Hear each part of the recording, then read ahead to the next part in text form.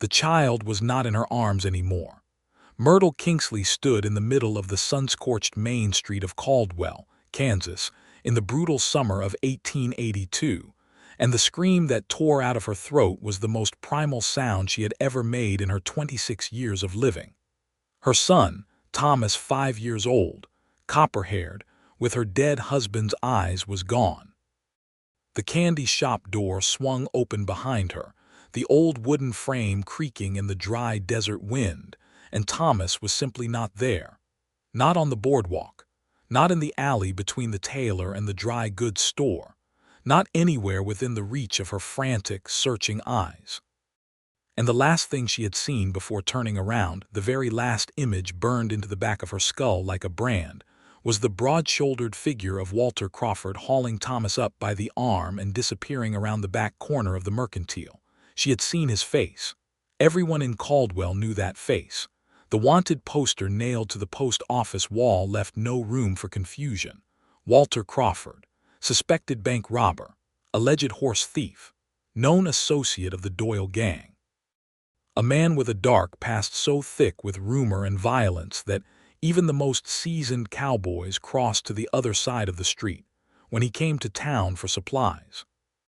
The sheriff had told her personally, not 6 days ago, that Crawford was dangerous beyond measure and that any woman with any sense would not look twice at the man. Myrtle Kingsley had not looked twice. She had looked exactly once, registered everything the law had told her, and filed it away under the category of things to avoid, like flash floods and rattlesnakes. And now her son was gone. She ran. The heel of her boot caught a loose board on the boardwalk and she stumbled, catching herself on the hitching post, tearing the palm of her gloved hand. She did not slow down. She rounded the corner of the Mercantile at a dead sprint, her dark skirts whipping around her ankles, her heart slamming so hard against her ribs she could feel each individual beat like a hammer strike. The alley behind the Mercantile was narrow and dark even in midday, stinking of horse sweat and old leather, and something she could not name. She stopped. Walter Crawford was crouched in the alley, his enormous frame folded down to the level of a 5-year-old boy, and Thomas was not crying. Thomas was standing still, looking at something in the man's open palm with the expression of pure, unfiltered fascination that only small children could produce. A bright red piece of hard candy. The kind from the very shop she had just come from. But that was not the only thing in the alley. Standing behind Thomas, not 3 feet from her child's back, was a man Myrtle did not recognize. Tall, hollow-cheeked, with the kind of eyes that had no warmth in them at all. He was reaching into his coat. He had not finished reaching when Walter Crawford moved. It happened so fast that Myrtle's brain processed it in fragmented pieces, the way a person sees lightning before they hear the thunder. Crawford's hand shot out, not toward Thomas, away from Thomas toward the hollow-cheeked man. There was a crack of impact that was not a gunshot, just flesh meeting flesh, and the hollow-cheeked man's hand came back empty and something clattered against the alley wall.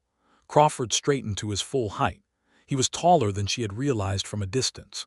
He looked at the hollow-cheeked man with an expression that was not anger exactly, more like a door closing. "Walk away," Crawford said. His voice was low and perfectly level. "Right now, and pray I do not see your face in this town again." The hollow-cheeked man picked himself up off the alley floor and walked away very quickly. He did not look back. Thomas turned around and saw Myrtle. His face broke into a smile of pure, oblivious joy. "Mama, this man gave me candy. He said I should not talk to strangers, and I said, 'But you are a stranger,' and he said yes. So that means I should not have followed him. But also he said he had candy, so I did. And Mama, you are going to be very angry with me, are you not?" Myrtle was shaking so hard she could barely keep herself upright. She crossed the alley in 3 steps and swept Thomas into her arms, clutching him so fiercely that he made a small, indignant sound of protest. She could feel the warmth of him, the specific, irreplaceable weight of him. She pressed her face into his copper-colored hair and breathed in the smell of him and closed her eyes for exactly 1 moment to let the terror drain out of her. Then she lifted her eyes to Walter Crawford, who was standing very still, his hat in his hands now for some reason, watching her with an expression she could not immediately read. She did not know what she had expected him to look like up close. The wanted poster was crude. It showed a hard jaw and dark eyes and told you very little else. In person, there were things the poster had failed to capture. The tiredness around those dark eyes. The way his jaw was set not with cruelty but with something more like resignation. He was perhaps 30, perhaps a touch more, weathered by years that had not been gentle to him. A scar ran along the left side of his jaw, old and long-heeled. His clothes were worn but not filthy. His boots had seen 1,000 miles of hard country. "Who was that man?" Myrtle asked. Her voice came out more steadily than she had any right to expect. Crawford turned his hat in his hands once. "Nobody you need to worry about now." "That is not an answer." He looked at her for a moment with those tired, dark eyes, and she had the sudden, unsettling sensation that he was deciding how much truth she could handle. "He works for a man named Doyle," Crawford said. "He was not after your boy specifically. He saw you come out of the bank this morning. He saw the envelope." Myrtle felt the blood drain from her face. She had been to the bank that morning. She had withdrawn the money from the sale of the Kingsley property, every cent of what remained of her late husband's estate. She had folded it into an envelope and put it in her bag, and apparently someone had been watching. "They were going to take Thomas," she said, "to keep me from fighting back." Crawford put his hat back on. "Yes." She stood there in the dim, odorous alley with her son in her arms and looked at the man every person in Caldwell, Kansas, had told her was the most dangerous thing in the territory, and she felt the world she thought she understood rearrange itself around her like the pieces of a puzzle that had been assembled incorrectly. "Thank you," she said. The words felt inadequate. Crawford nodded once, the way a man nods when he is finished with a conversation, and he turned to leave. "Wait," she said. He stopped but did not turn back around. "Why did you help?" she asked. "You do not know me, you owe me nothing. You could have walked the other way." He was quiet for a long moment. The dry Kansas wind moved through the alley and lifted a small curl of dust between them. "I know what it is to lose someone," he said, "and I know what it looks like when a child is in danger." He paused. "That is all." He walked away, and Myrtle Kingsley stood watching him go, and something she did not have a name for yet shifted quietly in the center of her chest. She had thought he was dangerous. She was beginning to wonder if she had been wrong about almost everything. 3 days earlier, Myrtle had arrived in Caldwell with 2 carpet bags, a 5-year-old son, and 17 months of grief packed so tightly inside her that she had stopped being able to distinguish it from her ordinary breathing. Edmund Kingsley had been dead since the previous spring, taken by a fever that had moved through their small homestead near Wichita with a speed and indifference that still bewildered her. He had been a good man, a decent farmer, a gentle father who had read Thomas stories every evening from a leather-bound collection of tales, and who had called Myrtle his compass because, he said, she always knew which way was true north. She had not felt like anyone's compass since the morning she had stood at his grave. The move to Caldwell had been practical. Edmund's brother, a banker named Gerald Kingsley, had written after the funeral to say that the homestead land had been assessed and could be sold for a reasonable sum, and that there was a position available at the town's new schoolhouse if Myrtle was willing to come. She was a schoolteacher by training. She had set aside her profession when Thomas was born, and the homestead had demanded everything she had, but the skill had not left her, and Caldwell was growing. New buildings going up along the main street every month. A real school, a real future for Thomas, and enough distance from the grave near Wichita that she might, in time, remember how to breathe correctly again. She had come to Caldwell ready to begin again, or at least ready to try. She had not expected the town to feel quite so raw. Caldwell in 1882 sat at the end of the Kishom Trail, and the cattle trade that had built it was in its final, furious years. Cowboys came through in waves, flush with trail wages and looking to spend them, and the saloons on the south end of town ran continuously. There were 2 churches, 3 lawyers, a decent general store, and a sheriff named Holt who wore his badge with the practiced confidence of a man who had survived enough trouble to recognize it before it arrived. Sheriff Holt had introduced himself to Myrtle on her second day in town, and had given her what he clearly considered essential local knowledge, with the seriousness of a man briefing a soldier. "There are 3 men in this county you do not want to have dealings with," Holt had told her. "Frank Doyle runs a gang of thieves and worse out of a spread east of town, and he has got his fingers in half the criminal enterprise between here and Dodge City. Then there is Luther Kane, who does Doyle's legal work and is twice as dangerous for being respectable on the surface. And then there is Walter Crawford, who used to ride with the Doyle gang and who is either still loyal to them or playing some kind of long game that nobody has been able to see the end of yet. You see any of those 3, you come to me." Myrtle had listened carefully and nodded at all the appropriate moments. She was a careful person by nature, precise and observant, the kind of woman who read a room before she spoke in it. She had filed Sheriff Holt's warnings carefully away. She had seen Walter Crawford that very afternoon. He had been at the general store, buying flour and salt and a box of rifle cartridges, conducting his business with a focused economy of movement that drew the eye precisely, because it was so deliberately understated. He was a big man, but he did not take up space the way some big men did, with the aggressive physical certainty of someone who expected the world to move around them. He moved through the store as though he was perpetually aware of where the exits were. When he caught her looking, he had simply looked back, not rudely, not with any particular expression, just the clear and level gaze of a man who had learned to meet the world's stare without flinching. She had looked away first. She had not thought about him again until the alley. After the alley, she could not stop thinking about him. She told herself it was reasonable. It was natural to be preoccupied with someone who had just prevented God only knew what from happening to her child. She told herself the strange warmth she felt when she recalled the particular gentleness with which he had crouched down to Thomas's level was simply gratitude. She was a logical woman. She taught grammar and mathematics to children. She did not entertain romantic notions about wanted men she had spoken to for less than 5 minutes in a dirty alley. She went home to the small rented house on Chestnut Street and made Thomas a simple supper of cornbread and beans, and put him to bed with 3 stories from Edmund's book. And then she sat at the kitchen table in the lamplight with a cup of coffee going cold in front of her and thought about the way Walter Crawford had said, "I know what it is to lose someone," and wondered what specifically he had lost. She went to bed and told herself firmly not to wonder anything at all.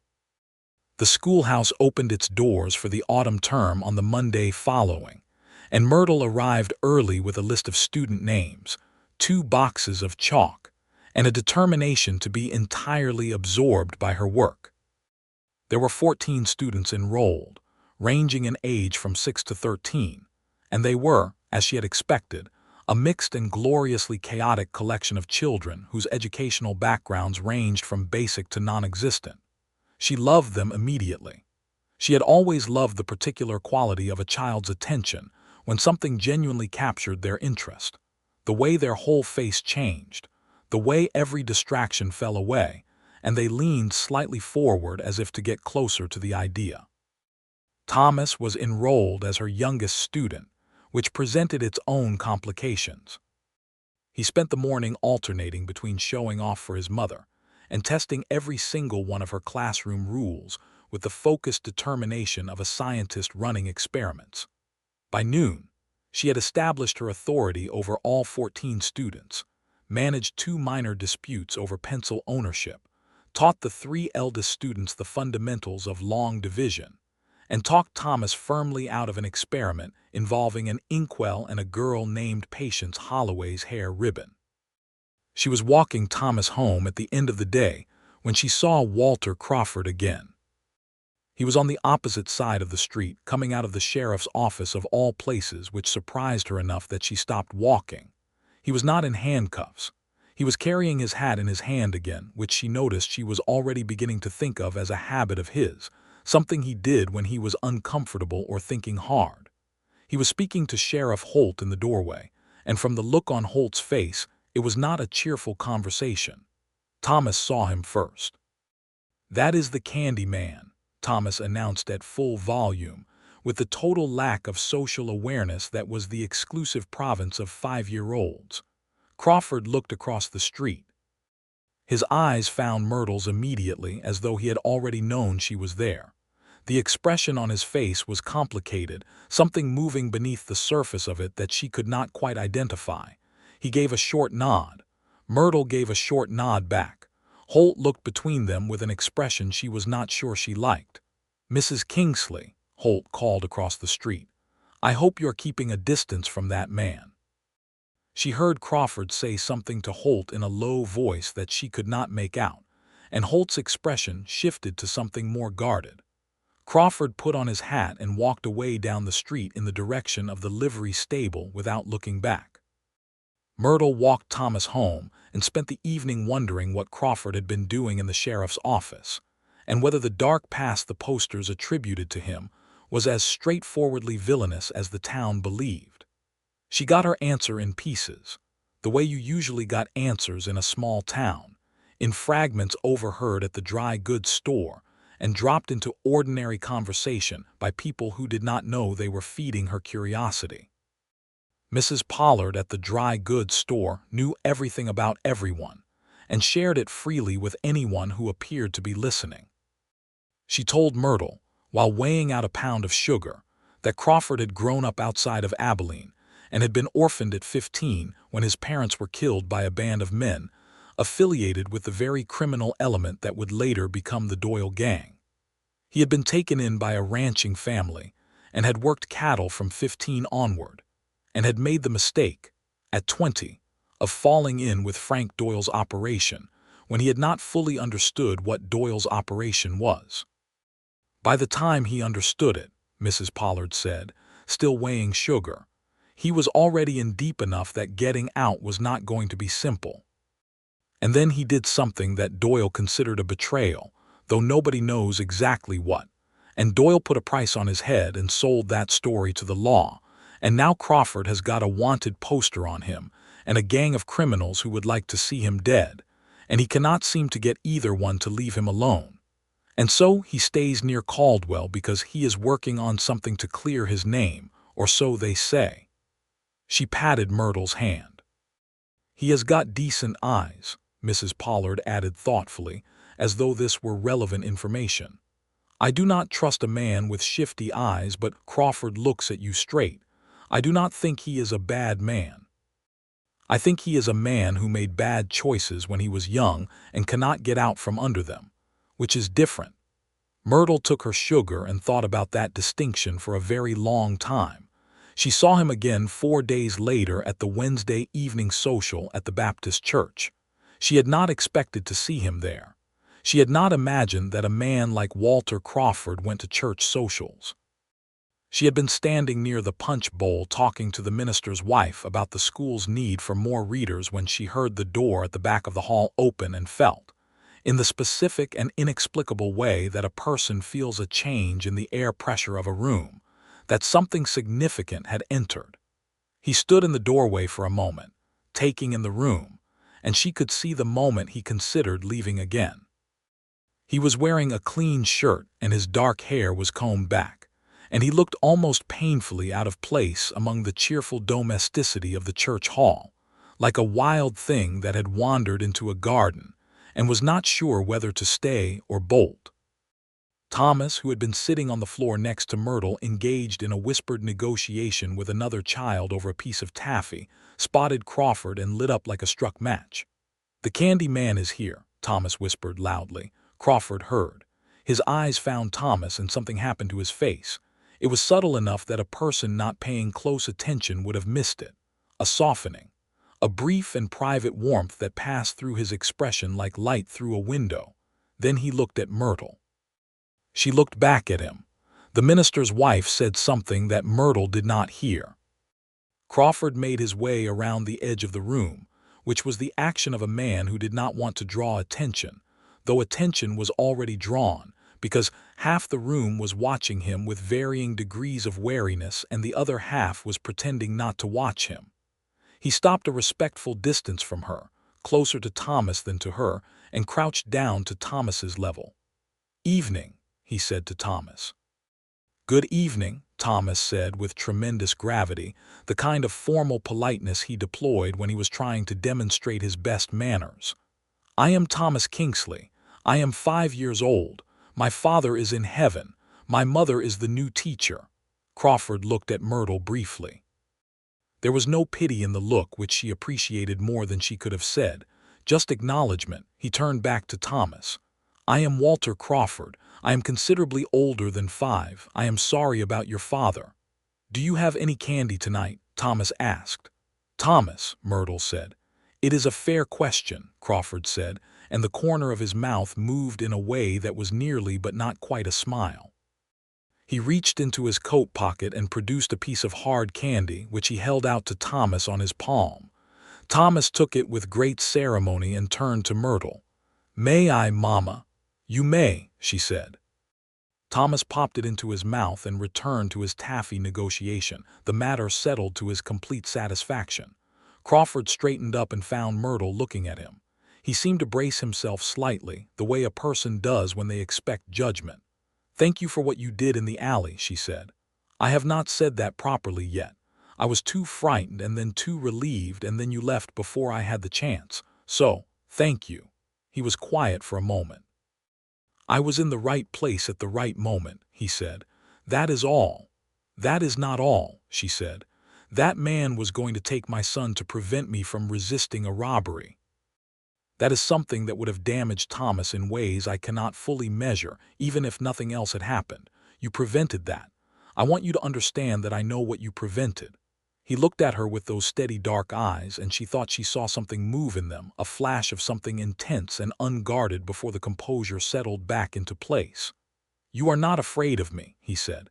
It was not quite a question. "I was afraid of the idea of you," she said honestly. "I am less so now. I am trying to let the evidence inform my conclusions rather than the other way around." He considered that. "Most people in this town consider the poster evidence enough. The poster tells me what you were accused of. It does not tell me who you are." Another pause. He turned his hat in his hands and she recognized that gesture now, the thinking gesture, the uncomfortable gesture. "I owe you no false impression, Mrs. Kingsley," he said carefully. "My history is not clean. I made choices I cannot unmake. But I have not robbed anyone and I have not stolen horses and I have not done what Doyle told the law I did. What I have done is be a fool in my youth, and that is a crime the world never seems to finish prosecuting." She studied him. "What did you do that Doyle called a betrayal?" He was quiet for long enough that she thought he was not going to answer.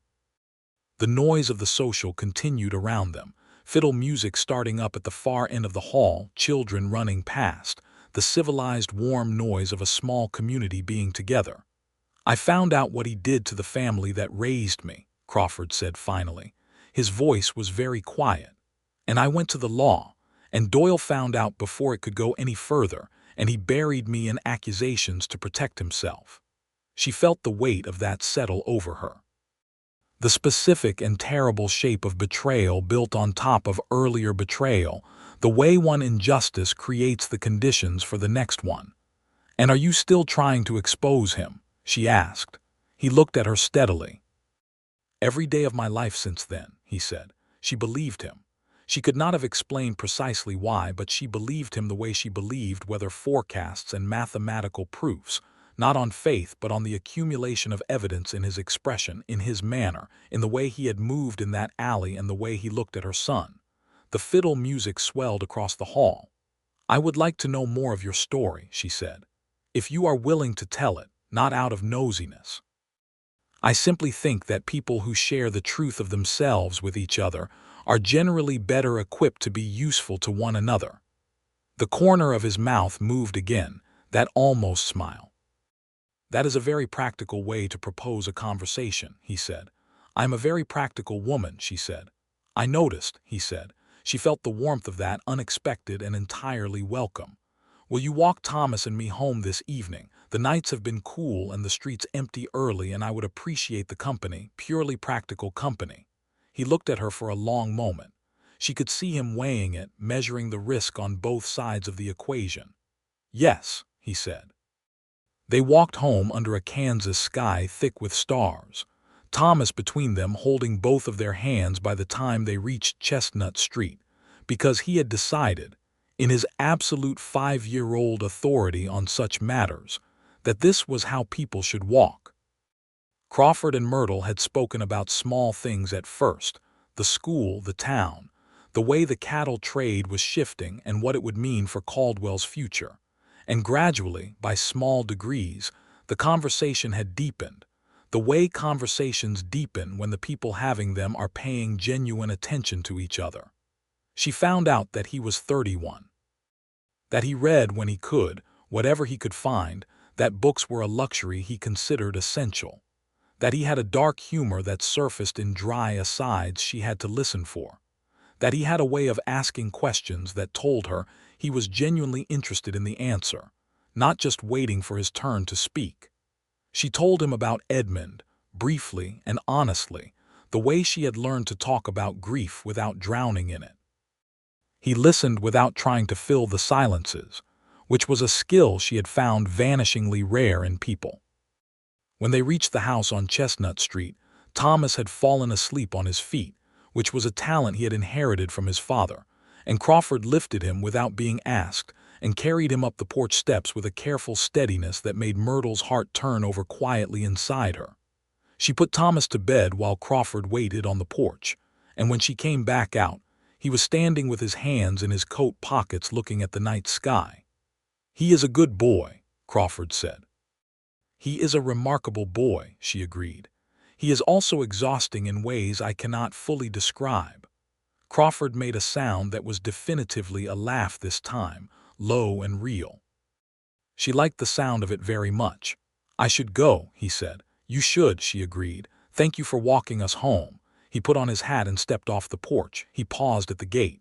"Mrs. Kingsley," he said, "that man from the alley, the one who works for Doyle, he will not be the last. Doyle knows you withdrew money from the bank, and he does not let opportunities go until he has exhausted them."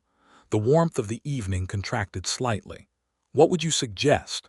"Be watchful. And if you ever find yourself in a situation you cannot manage, send word to the livery stable. I am there most mornings." She looked at him at the gate in the starlight, this man who had been described to her as the most dangerous thing in the territory, who had just carried her sleeping child up a porch steps and was now warning her about real dangers with the earnestness of someone who had a stake in her well-being. "I will," she said. He walked away into the Caldwell night.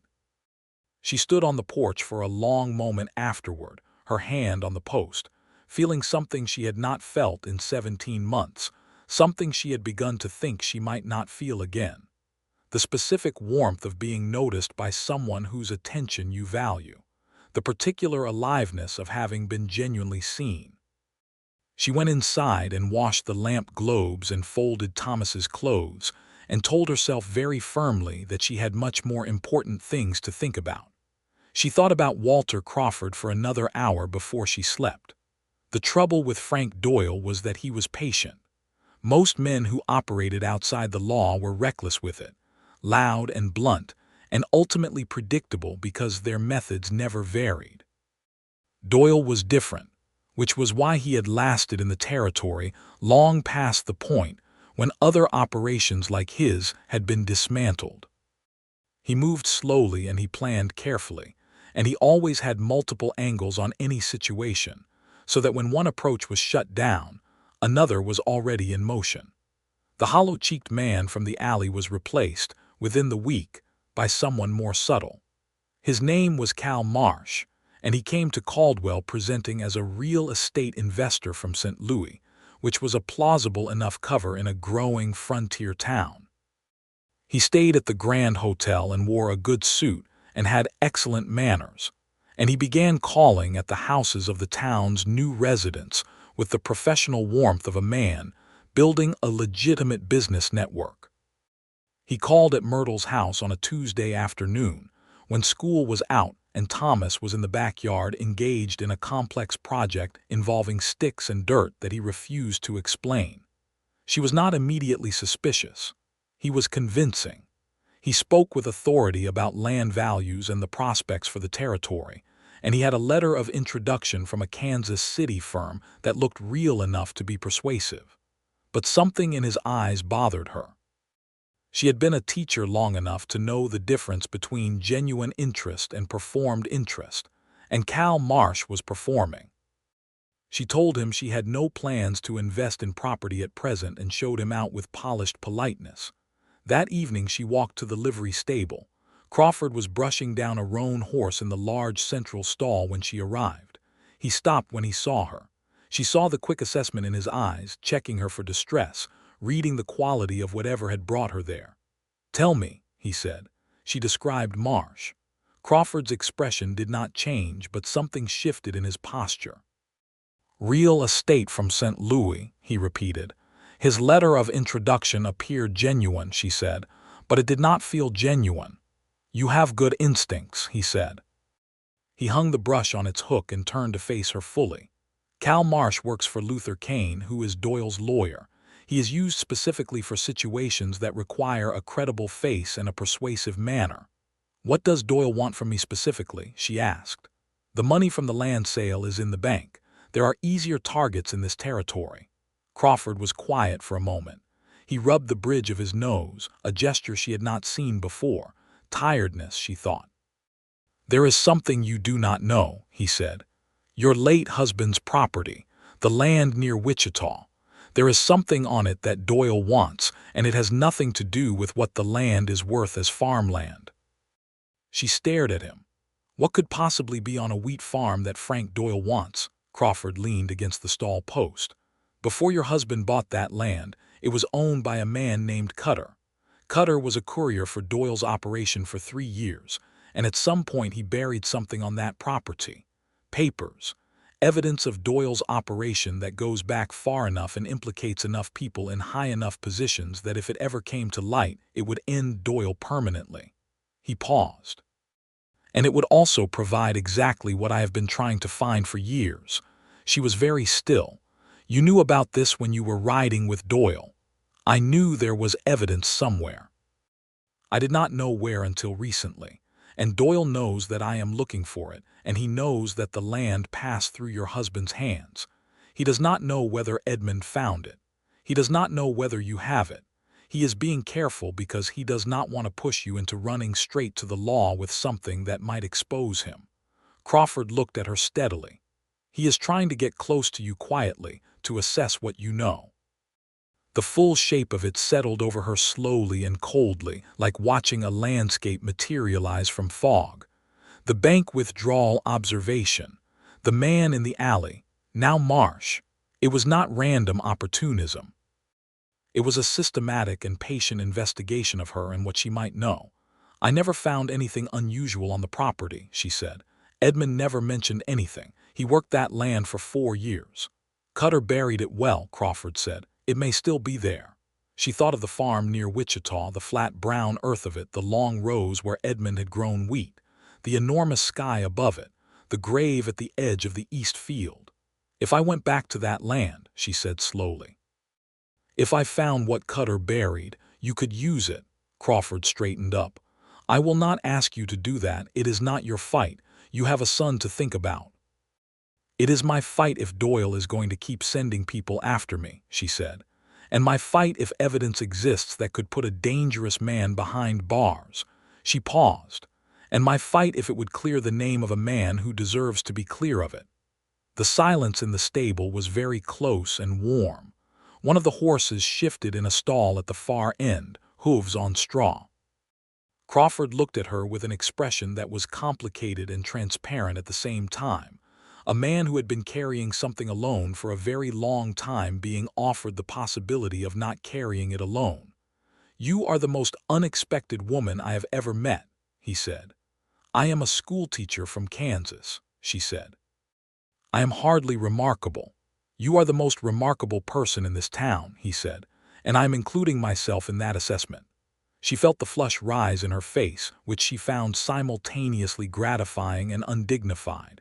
She was 26 years old and a widow with a son, and she had no business blushing like a girl at a compliment.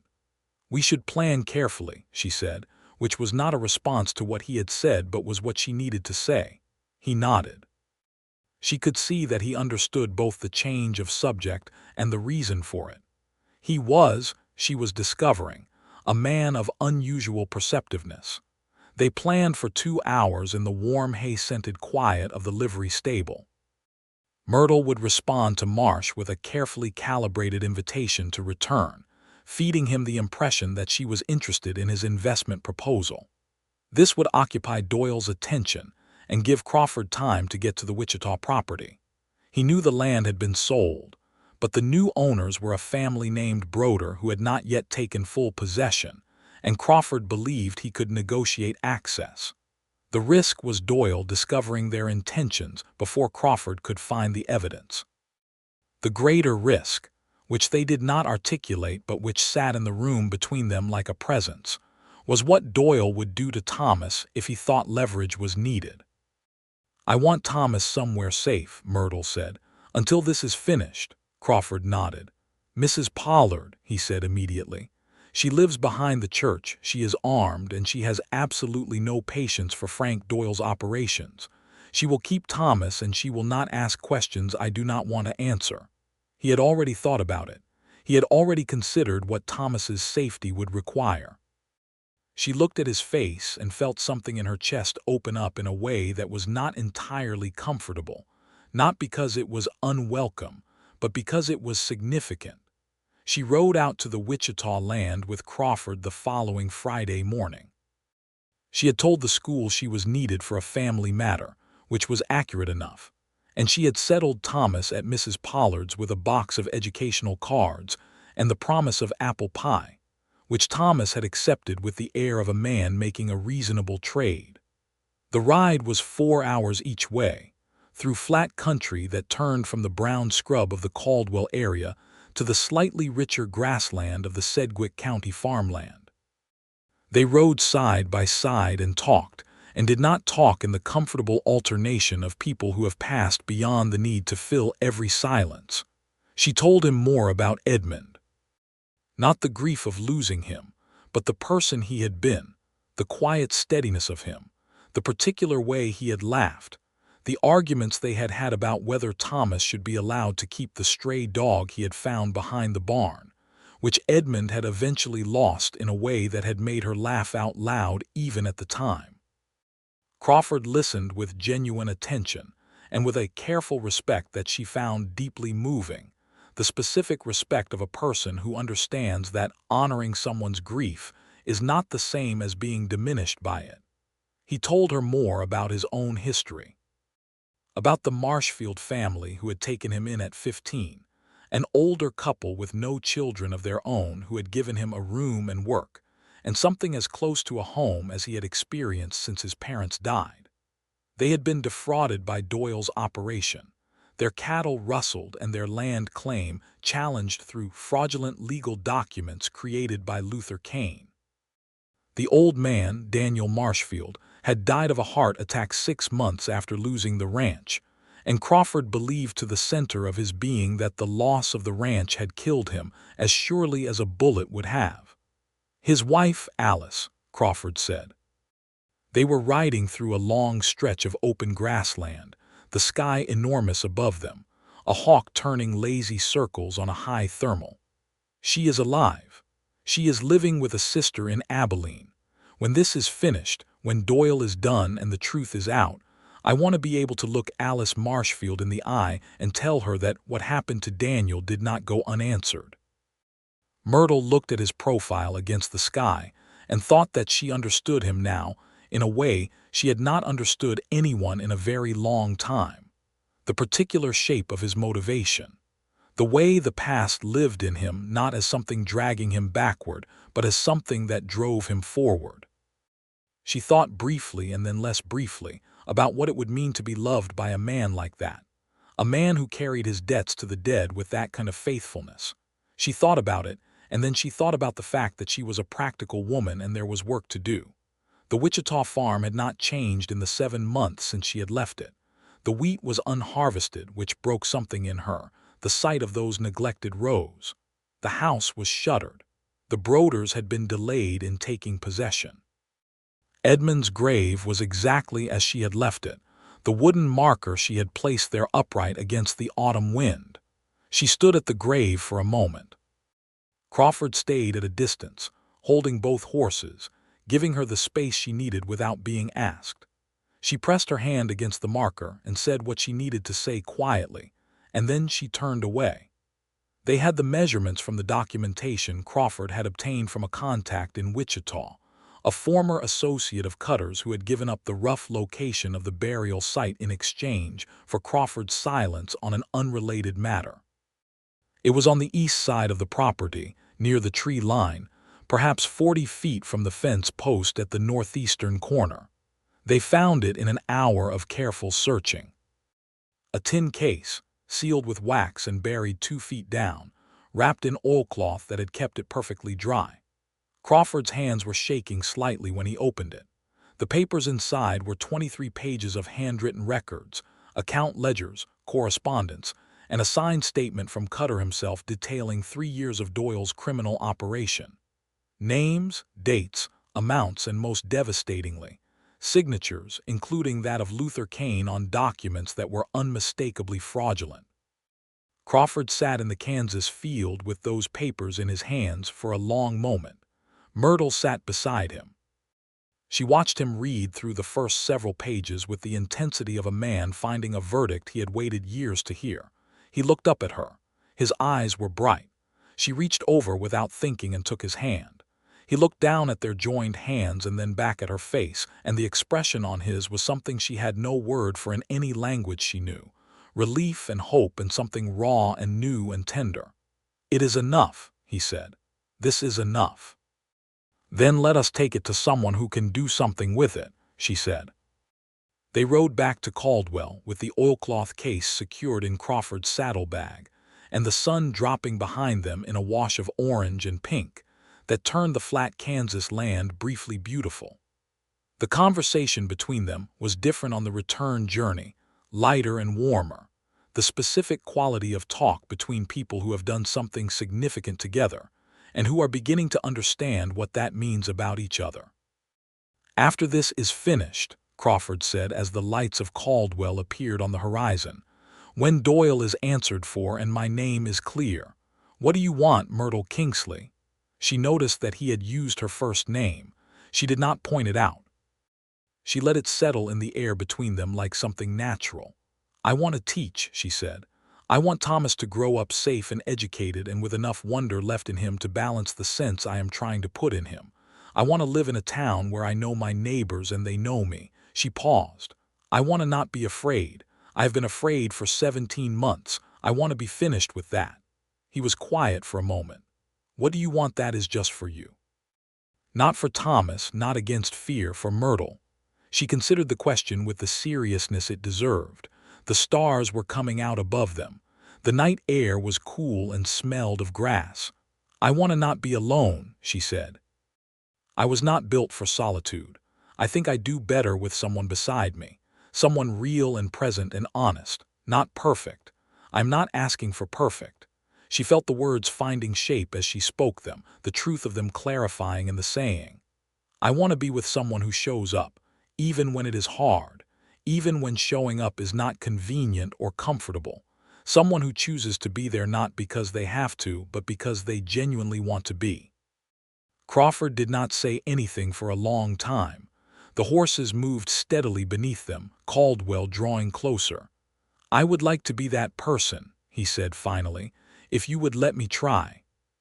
She looked at him in the starlight, this man who had entered her life through the barrel of a crisis, and who had surprised her, day by day and piece by piece, into something she had not intended to feel. This man with his dark past and his tired eyes and his extraordinary loyalty to people who were already gone and his gentleness with a 5-year-old boy he had no obligation to. "I think I would let you try," she said. She felt his hand find hers in the dark. his thumb moving over her knuckles once with the careful deliberateness of a man who is very aware of what he is doing. She held on. They reached Caldwell close to midnight, and the town was not quiet. There were lights burning at the sheriff's office and horses tied at the rail outside that did not belong to Holt's regular operation. Crawford's grip on her hand tightened slightly and then released. "Stay behind me," he said. "I'm not helpless," she said. "I know you are not," he said. "Stay behind me anyway." She stayed behind him. They tied the horses 2 streets back and approached the sheriff's office on foot. Through the window, she could see Holt at his desk with 2 men she did not recognize. One of them was wearing a badge she did not recognize. Crawford said very quietly, "United States Marshal." Her heart lifted. "Is that good?" "It could be the best thing in the world," he said. "Or it could mean Doyle got there first. Let me go in. If I am not out in 10 minutes, take the papers from my saddlebag and run." "I am not running," she said. "Myrtle." He turned to look at her, and in the light from the sheriff's window she could see his face clearly. The tiredness was there, but beneath it was something that had not been there a week ago, a warmth that was directed entirely at her. "I need you to be safe. That is not me doubting you. That is me being very clear about what matters most to me right now." She studied his face. "You have 10 minutes, she said. He went in. She counted. She reached 7 minutes before the door opened again and Crawford came out, and behind him came Holt and the 2 men with federal badges, and the expression on all of their faces was the concentrated seriousness of men who have been presented with exactly what they needed. Crawford crossed to her. "They have been building a case against Doyle for 18 months, he said. "They have been looking for exactly this evidence. With what Cutter left, they have enough to move on Doyle tonight." She let out a breath she had been holding for what felt like several days. Crawford had not let himself fully believe it yet, she could tell. The guardedness was still there, the habit of a man who has had hope taken away too many times to trust it quickly. He looked at her, and she saw the question in his eyes. She reached up and put her hand against his jaw, the scarred side, and felt him go very still under her touch. "It is going to be all right," she said. He closed his eyes for one moment. Just one. And when he opened them again, something in his face was different. The door that had been closed was slightly more open than it had been before. "I am beginning to believe that," he said. Frank Doyle was arrested at his ranch east of Caldwell before midnight. Luther Kane was arrested at his home in town an hour later. The federal marshals, who had been building their case with the painstaking slowness of men who understood that Doyle was too careful to be caught in anything but a complete legal trap, moved with the speed of people who have been waiting a long time for permission to act. The town of Caldwell woke up the next morning to the news of Doyle's arrest, and the reaction had the quality of a collective exhale. There were people in town who had been paying protection money to Doyle's operation for years. There were businesses that had been operating under the constraint of Doyle's silent interest. There were families who had been afraid to speak plainly about what they knew. The wanted poster with Walter Crawford's name was taken down from the post office wall by 11 that morning. Sheriff Holt came to the livery stable personally to tell him, which Myrtle felt was a gesture of some significance from a man who had not always been generous toward Crawford. Crawford was at the livery stable when Holt came, and Myrtle was with him, and Thomas was with her, having been collected from Mrs. Pollard's with the promised apple pie, and an account of his overnight stay that involved several dramatic additions she was fairly certain had not occurred. Thomas had taken one look at the expression on Crawford's face following Holt's news and announced, with the total social confidence of a 5-year-old, "You look like you are very happy, but you do not know how to do it properly. My father used to make that face too." Crawford looked at Thomas for a moment. "Do you think you could teach me?" he asked. Thomas considered this with great seriousness. "I think so," he said. "It mostly involves smiling and not worrying, which I am very good at." "I believe you," Crawford said. Myrtle watched them, this man and her son, and felt the particular and irreversible certainty of something she was no longer trying to argue herself out of. She loved Walter Crawford. She had not intended to. She had been a widow for 17 months and a practical woman her entire life, and she had set out to build a new life that was stable and sensible and did not require her to take risks that might damage Thomas. She had not planned to fall in love with a man who had a wanted poster on the post office wall and a dangerous past, and secrets she was still learning the full shape of. But there it was, clear and warm and specific as a Kansas sunrise, not the swept-away, breathless variety of love from the novels she had read as a girl, but something more solid and more real. The love that comes from watching someone be exactly who they are, imperfectly and honestly, and finding that who they are is someone you want beside you for every ordinary and extraordinary day you have left. She did not say this to him. Not that morning. There was too much else moving around them, the federal marshals and the legal process, and the town readjusting itself around the reality of Doyle's absence. She said it a week later on a Sunday afternoon, when they were sitting on the porch of the house on Chestnut Street, while Thomas excavated something in the garden that he said was a scientific project and that she suspected was just a very large hole. She said, "I love you." It came out more plainly than she had expected, without preamble or qualification, which was perhaps the most honest way to say it. Crawford was quiet for a moment. He was looking at Thomas in the garden, and then he looked at her, and the expression on his face was one she was going to remember for the rest of her life. Open and clear and certain, the expression of a man who has been in darkness long enough that light, when it reaches him, is a serious and overwhelming thing. "I love you," he said back, simply and completely and with no performance around it. Thomas, who had heard everything, called from the garden, "Are you getting married?" "Because if you are, I would like to be included because I found the ring once in a bookstore and I am very good at finding things." Myrtle and Crawford both looked at Thomas and then at each other. Crawford raised his eyebrows, the half-smile she loved at the corner of his mouth. "Are we discussing this?" she asked him. "I think we probably should," he said. "Thomas," she called, "finish your excavation." "I am almost to China," he called back. Crawford reached over and took her hand on the porch rail. "I have nothing yet," he said. "My name is clearing, but it will take time for the legal proceedings to fully resolve. I have money enough for now, but not for long. I have a reputation in this territory that will not immediately improve even when the truth is fully documented. I cannot offer you a great deal that is certain." "You offered to show up," she said. "That was what I asked for." He turned her hand over and looked at her palm, the small scar on it from the hitching post on the day she had run for Thomas. He ran his thumb over it once gently. "I will show up," he said, "every day, without fail. I will show up for you and for Thomas, and I will be honest with you about everything, and I will spend however many years I am given making certain that you are never afraid and never alone." She leaned her head against his shoulder. He held very still for a moment, as though the weight of her head against him was something he needed to absorb carefully, and then she felt him relax, the long, deep exhale of a man setting down something he had been carrying for a very long time. "Then yes," she said, "we are discussing marriage."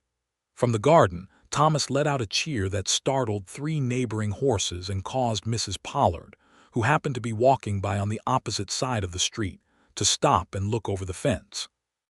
"Are those 2 finally making it official?" Mrs. Pollard called. "It would appear so," Myrtle called back.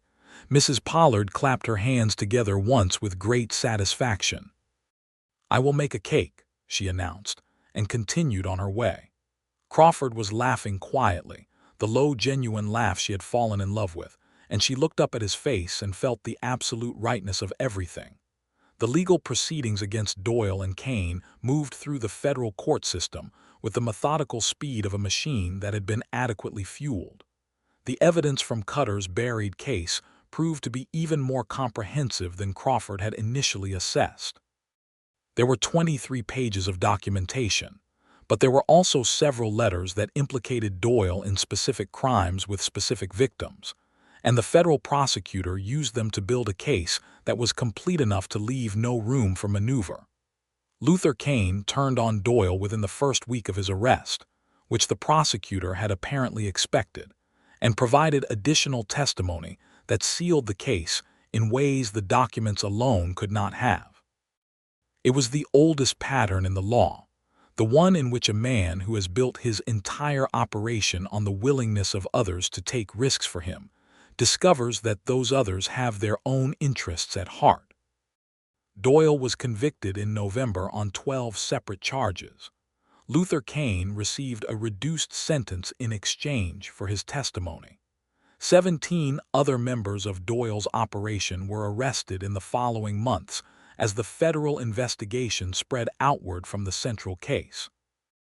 Walter Crawford received a formal written exoneration from the federal prosecutor's office in December, which was a simple document, 1 page, using the specific legal language of official process, but which Crawford held in his hands for a long time after Myrtle brought it to him, and which she found him looking at more than once in the days that followed, in the specific way you look at something you were afraid might not be real. He rode to Abilene 3 weeks after the exoneration to see Alice Marshfield. Myrtle knew he needed to go, and she did not ask to come, though she held him at the door of the house on Chestnut Street for a long moment before he left, her hands on his chest and his hands on her back, standing in the December cold in a silence that said everything that needed to be said. He was back in 4 days. He came to the schoolhouse to find her, which meant she saw him first through the window while explaining the difference between a noun and a verb to 11 attentive faces. He was standing in the street, looking at the school building, and the expression on his face was lighter than she had ever seen it. Some weight had genuinely lifted.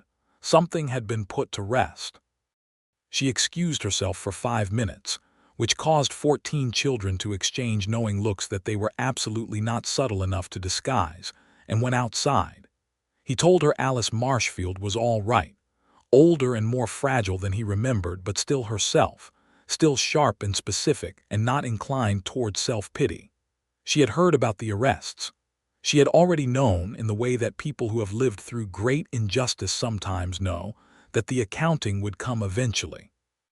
She cried, Crawford said.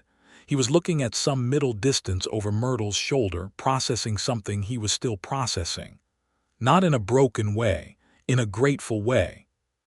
And she told me that Daniel would be proud, and I could not say anything for a while.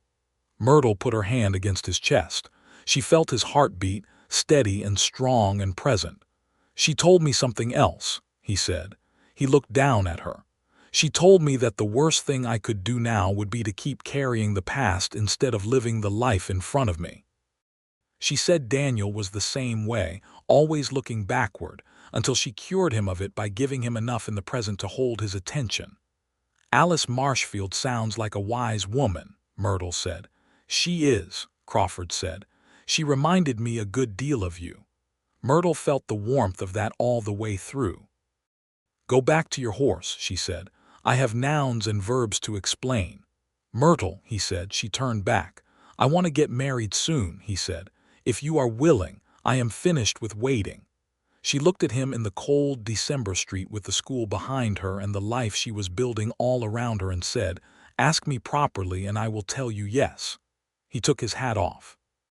He stood in the street of Caldwell, Kansas, in December of 1882, and he looked at her with those dark, steady eyes that she had looked into in an alley 3 months ago with terror in her heart, and now looked into with nothing but certainty. Myrtle Kingsley, he said. I love you and I love your son, and I would like very much to spend whatever time I am given being the person who shows up for you every day. Will you marry me? Yes, she said. Absolutely yes. He put his hat back on. The corner of his mouth curved into the full smile she had been coaxing out of him since September, the one that changed his whole face. She went back inside to her students, who were all watching from the window with zero pretense of having been doing anything else. Nouns and verbs, she said firmly. 14 children sat down with expressions of pure, delighted satisfaction. They were married on the 2nd Saturday of January 1883 in the Baptist church, where they had first spoken to each other beyond an alley and a formal thank you. The minister was the same one whose wife had been standing next to Myrtle at the punch bowl the night of the social. Mrs. Pollard made 3 cakes, which was 2 more than necessary, but no one was inclined to complain. Sheriff Holt came and shook Crawford's hand with the forthright sincerity of a man making an honest revision of a previous judgment. Thomas served as the ring bearer, which was a role he performed with such enormous seriousness that Myrtle had to look away briefly to prevent herself from laughing at the ceremony. He carried the rings in a small wooden box Crawford had made for the purpose, walking with the stiff-backed concentration of a general leading a parade. When he reached the altar and delivered the box, he looked up at Crawford and said, in a carrying whisper that reached every corner of the church, "I found it, just like I said." Crawford took the box with equal gravity. "You did," he said. "Well done." Myrtle stood at the altar in her best dress, a deep blue wool that she had owned since before Edmund's death, and she thought of Edmund with love and without guilt, the way you think of someone who has been genuinely mourned and genuinely honored. She thought he would have been glad of this. He had been a man who understood that love was not a fixed quantity, that it did not diminish when it expanded. He would have looked at Crawford and recognized what she had recognized, a good man doing the work of being better. She turned to Crawford at the altar, and he looked at her with the full weight of everything he was, not guarded, not composed into an expression, just himself, and she understood that this was the gift he was giving her on this day, the undefended truth of himself. The minister asked his questions, and they gave their answers, and they were married in January in Caldwell, Kansas, with 14 schoolchildren who had all somehow found reasons to walk past the church during the ceremony, and a sheriff's horse tied to the hitching post, and Mrs. Pollard's 3 cakes waiting at the reception, and Thomas standing between them holding both of their hands in the cold, bright afternoon sun. The first year of their marriage had the quality of something being built with care. They moved from the rented house on Chestnut Street to a larger house on the north end of town, a solid construction of good Kansas timber that Crawford spent a part of each weekend improving with the focused attention of a man who understood that a home is made not just by living in it, but by working on it. He had taken a position with a ranching operation outside of town, legitimate work, the kind of steady physical labor that suited him, and that paid well enough as Caldwell grew. Myrtle continued to teach, which she had made clear was not negotiable, and Crawford had never suggested it should be, which she counted as one of the fundamental decencies of the man. He came to the school occasionally with lunch, which the children found tremendously exciting, and which Thomas managed with a carefully balanced pride that was equal parts "look at my father," and "please do not embarrass me," which she found achingly funny. Thomas adapted to Crawford with the straightforward ease of a child who had made up his mind about something and saw no reason to revisit the decision. He called him Walter for the first 6 months, with the same slight formal gravity he brought to everything, and then one morning in late spring, he simply called him Papa without fanfare or announcement, as though he had decided the trial period was over and the position was officially filled. Crawford did not say anything when it happened, but that evening after Thomas was in bed, he sat at the kitchen table with a cup of coffee and said to Myrtle very quietly, "He called me Papa today." "I know," she said. "I did not expect it," he said. He looked at his coffee. "I did not know what it would feel like." "What does it feel like?" she asked. He looked up at her. "Like something I had stopped believing was possible," he said. "Like being given something back that you thought was permanently gone." She crossed the kitchen and put her arms around him from behind, her cheek against the top of his head, and he covered her hands with his. They stayed like that for a long time in the warm kitchen while the Kansas wind moved around the house. In August of 1883, Myrtle discovered she was pregnant. She was less surprised than she might have expected to be, which possibly said something about the regularity with which she and Crawford had been finding reasons to retire to their room early, a fact she kept entirely to herself with great dignity. She told Crawford on a Sunday morning while Thomas was at Sunday school sitting across from him at the breakfast table in the particular morning light that made their kitchen golden. He stared at her for a moment. Then he reached across the table and took both of her hands in his. "A baby," he said. "A baby," she confirmed. He was quiet for a long moment, and she watched something move through him that she could not fully describe, a joy that was too large for his face and that he was doing his best to contain within the ordinary dimensions of a Sunday morning. "Are you well?" he asked. "Are you frightened? Do you need anything? I will get anything. Tell me anything you need." "I need you to stop looking like you might faint," she said. He laughed, the big real laugh that she loved, and he came around the table and pulled her to her feet and held her with the careful thoroughness of a man who is simultaneously being very cautious and very unable to stop himself from holding on. Thomas came home from Sunday school and they told him over lunch, and he thought about it for a long time before saying, "I want a brother, because brothers are useful for projects." "Noted," Crawford said. "Also," Thomas added, "if it is a girl, that is also fine, because girls are sometimes useful for projects too. Patience Holloway once explained to me about arithmetic in a way that was better than how Mrs. Simmons explained it, and she is a girl." "I appreciate your flexibility," Myrtle said. Thomas nodded. "I am very adaptable," he agreed. The baby arrived in April of 1884, on a Wednesday morning when the Kansas sky was the particular pale blue of early spring, and the first green was coming up in the kitchen garden that Crawford had planted the previous autumn. It was a boy, as Thomas had requested, and he arrived loud and emphatic, and with a full set of opinions about the world that he communicated without restraint from his very first breath. Crawford was there for all of it. He had arranged with the neighboring family to keep Thomas overnight. He had sat with Myrtle through the hours of labor, and he had held her hand, and told her she was the bravest person he had ever known, which she had told him between contractions was an entirely unfair comparison, since she did not have a choice and bravery implied choice. "That is precisely the definition of bravery," he had said. "Doing something hard when you did not ask for it and cannot avoid it." She had not had the breath to argue, which she considered a point in his favor. When the baby was clean and wrapped and placed in Crawford's arms, Myrtle watched her husband's face. He looked down at the infant with the complete, arrested attention of someone who has been fundamentally changed by something and knows it, and is staying very still to let the change settle. "Henry," Crawford said. They had discussed names. Henry had been the name of his father, the man who had been killed when Crawford was 15. Myrtle had suggested it, and Crawford had been quiet for a long time before saying yes, very simply, in the voice he used when something mattered too much for elaboration. "Henry," Myrtle confirmed. Crawford looked up at her with eyes that were bright in a way she was going to keep inside her forever. "Hello, Henry Crawford," he said to the baby, very quietly. "You are here at last." Thomas, who was brought home the following morning and was presented with his brother with great ceremony, inspected Henry with the focused assessment of a project evaluator and announced, "He is very small, and he is very loud.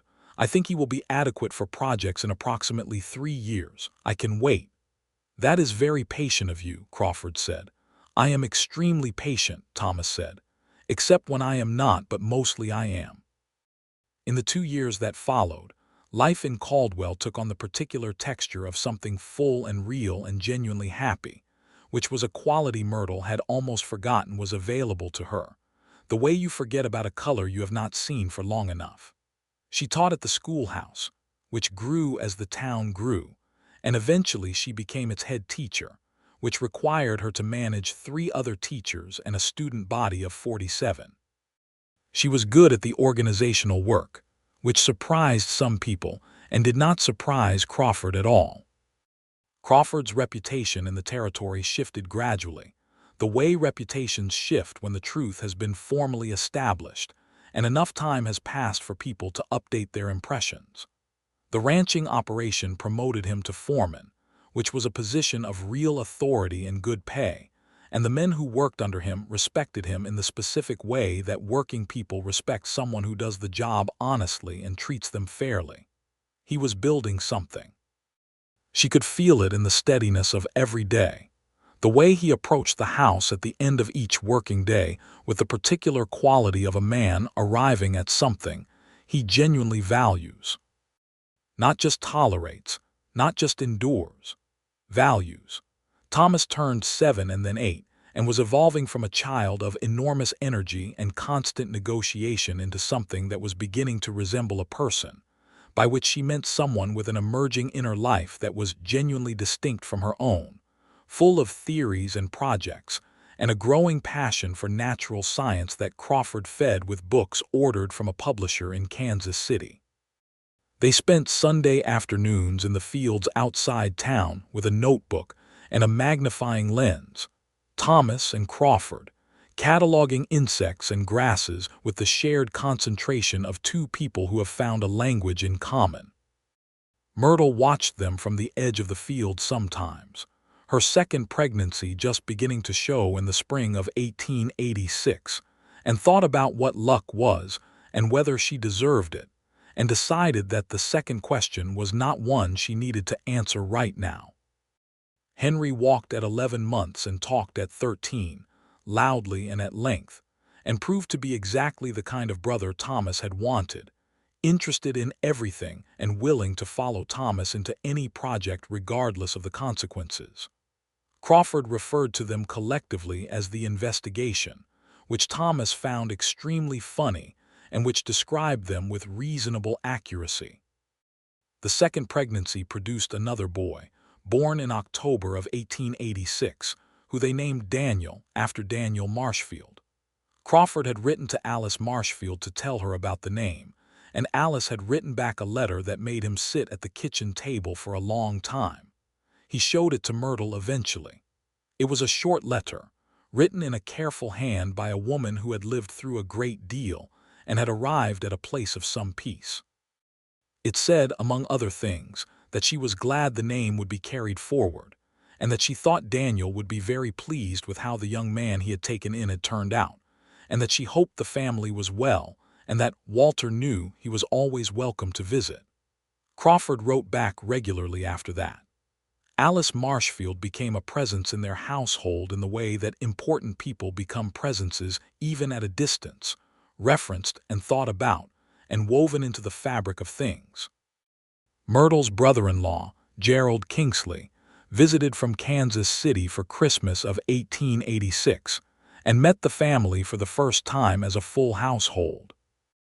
Gerald was a careful, somewhat reserved man who had always slightly intimidated Myrtle with his air of measured judgment, and she found herself watching him assess Crawford with a mixture of amusement and the old faint anxiety of someone waiting to find out whether two important things will be compatible. Gerald watched Crawford lift Daniel from the floor when the baby started crying, the automatic easy competence of a man who has done this many times, watched him answer a question from Thomas about the migratory habits of grasshoppers with the seriousness that Thomas's questions deserved, watched him sit next to Myrtle at the dinner table and reach over without looking to refill her water glass, because he had noticed it was empty. Gerald said to Myrtle, later in the evening when the children were in bed and Crawford was outside checking on the horses, "I was not certain about him. I want you to know that. When you wrote to tell me you were marrying him, I had reservations." "I know," Myrtle said. "I had read the wanted poster," Gerald said. "Most people had," Myrtle said. "I was wrong," Gerald said simply. "He is a good man. He is the right man for you and for Thomas and for your family. I am glad you were wiser than I was about it." She thought about the alley, about the moment she had rounded the corner of the Mercantile and seen Thomas not crying, looking at a piece of candy in a man's open palm with fascination, and that man crouching in the shadow of the building between her son and the real danger. "I had good evidence," she said. In the summer of 1887, Myrtle turned 31, and Crawford made her a present that she was not expecting. He had corresponded for months, quietly, with a publisher in St. Louis, and had arranged the printing of a short collection of educational exercises she had written over the course of her years of teaching. exercises she had developed herself for students in one-room frontier schools with minimal resources and wide ranges of ages and abilities. She had mentioned them to him once, not even as an ambition, just as a casual observation that the existing published materials were not particularly suited to frontier schools. He had filed it away and done something about it, in the way that Crawford did things, quietly and completely, without announcement, showing up at the end with the accomplished thing. She held the small printed volume and looked at her name on the cover, Myrtle Kingsley Crawford, Educational Exercises for the Frontier Schoolroom, and felt something she was not going to be able to explain to anyone who had not lived through the specific kind of erasure that grief performs, the way it makes you smaller than you were, the way returning to yourself is a gradual process of reclaiming the things that were always yours. Crawford was watching her from across the table with the expression she called his good expression, the open one, the one that had nothing held back. "You were always more than a schoolteacher in a small town," he said. "This is just making it easier for the rest of the world to see it." She pressed the book against her chest. She was crying, which she rarely allowed herself in front of people and which she was not going to apologize for now. "You are the best man I have ever known," she said. "Including the ones I knew before I knew what best meant." He came around the table and put his arms around her and the book between them. She leaned into him and let herself be held in the complete and grounded way that she had learned to lean into only after she had learned she would not fall. Thomas and Henry came barreling through the back door at that moment, with a jar containing what was either a very interesting insect or a piece of debris, and it was not possible to tell without closer examination. Daniel, who had just turned 9 months old and was conducting his own investigations from the blanket on the kitchen floor, watched his older brothers with an expression of extreme focused interest. Crawford lifted his head from hers and looked at the jar with the patient attention of a man who had learned that interesting jars should always be examined. "What is it?" he asked. "We think it might be a new species," Thomas said. "Or just a beetle," Henry offered. "It is probably just a beetle," Crawford said, "but we should look carefully to be certain." Thomas pushed the jar at him. You are better at knowing." Crawford took the jar and held it up to the window. Myrtle wiped her eyes and went to look with him. The afternoon light came through the glass, and in it the 4 of them and the jar and the maybe beetle and the kitchen that smelled of bread and the book on the table with her name on it, and the sound of Daniel making the specific sound he made when he was pleased about something. All of it composed itself into a moment that was so completely exactly right that she held very still inside it, the way you hold still when a beautiful thing is present and you do not want to disturb it. Crawford looked at her over Thomas's head. He saw her expression, and he understood it because he always understood it. He was holding a jar with a probably ordinary beetle in it, and he was standing in the kitchen of the house he had built with his hands, and he was looking at her with the simple, full certainty of a man who has arrived somewhere real after a very long road. "It is a beetle," he confirmed. "I knew it," Henry said.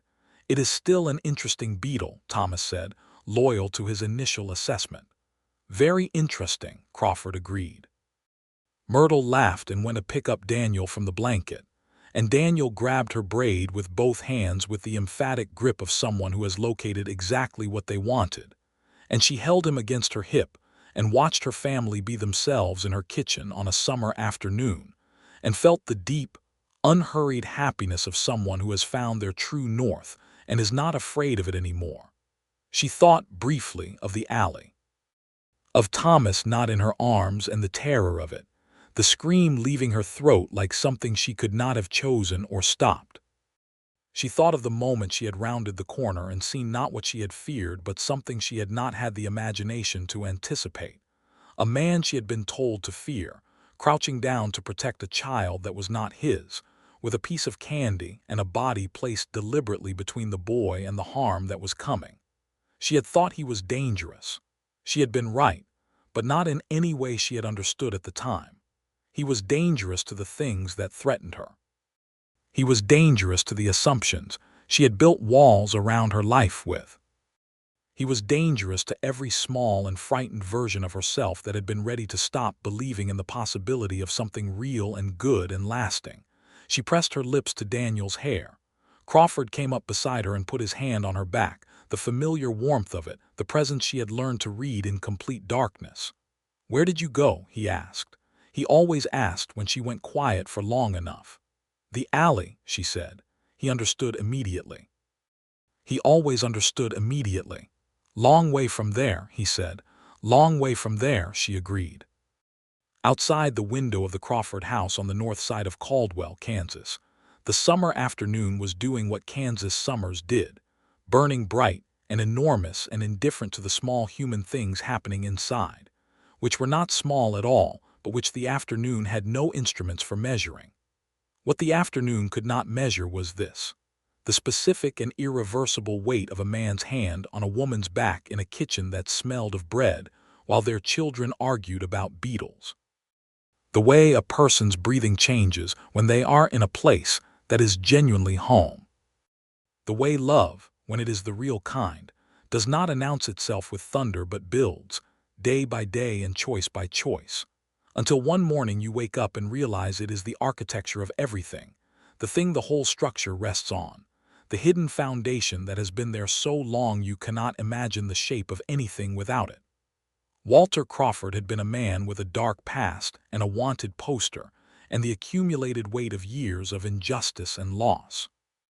He had shown up in a dirty alley in the right moment for reasons that were partly practical and partly something older and more instinctive, the reflex of a man who knows what it is to be unprotected and cannot walk away from it in someone else. Myrtle Kingsley had been a widow with 17 months of grief and a 5-year-old son, and enough practicality to run a schoolhouse and enough courage to let evidence change her mind.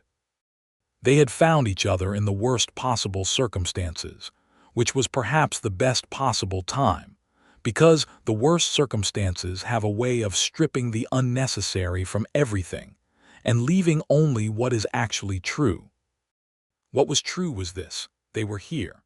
Thomas and Henry and Daniel and the probably ordinary Beetle and Mrs. Pollard's remembered cakes and Alice Marshfield's letters and the book with Myrtle's name on it and the house that Crawford had built with his hands and the school where Myrtle had built something else with hers.